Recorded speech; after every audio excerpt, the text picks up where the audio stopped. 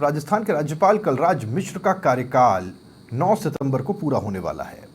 राज्यपाल मिश्र ने संविधान, उच्च शिक्षा और सांस्कृतिक क्षेत्र में कई नवाचार किए। संविधान की उद्देशिका, कर्तव्य का वाचन हो या फिर राजभवन में संविधान उद्यान का निर्माण करवाना हो, अब तक का 58 महीने का कार्यकाल कई मायनों में खास रहा है।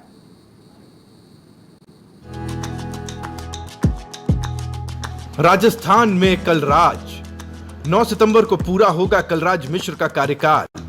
कलराज मिश्र के कार्यकाल में हुए कई नवाचार, संविधान, उच्च शिक्षा और सांस्कृतिक क्षेत्र में किए नवाचार, देश में संविधान से जुड़ी संस्कृति के प्रचार की पहल, राजभवन में करवाया संविधान उद्यान का निर्माण, शहीदों की माता को वीर माता पहचान पत्र देने की हुई पहल, यूनिवर्सिटी में ई लाइब्रेरी और ई रिसोर्स के लिए विशेष प्रयास, राजभवन में पहली बार हुआ कला संवाद।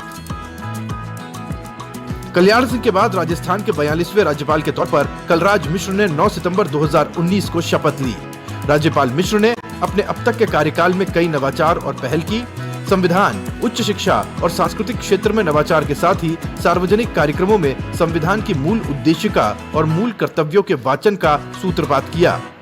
राजस्थान विधानसभा के इतिहास में पहली बार राज्यपाल अभिभाषण से पहले संविधान की उद्देशिका और मूल कर्तव्यों का वाचन करवाया गया।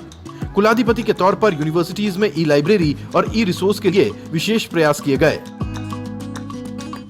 अवसर की समता प्राप्त कराने के लिए तथा उन सब में व्यक्ति की गरिमा और राष्ट्र की एकता और अखंडता सुनिश्चित करने वाली बंधुता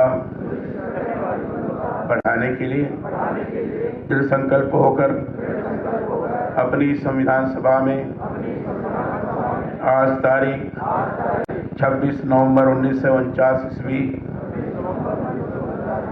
मिति मार्गशीर्ष शुक्ल सप्तमी संवत 2006 विक्रमी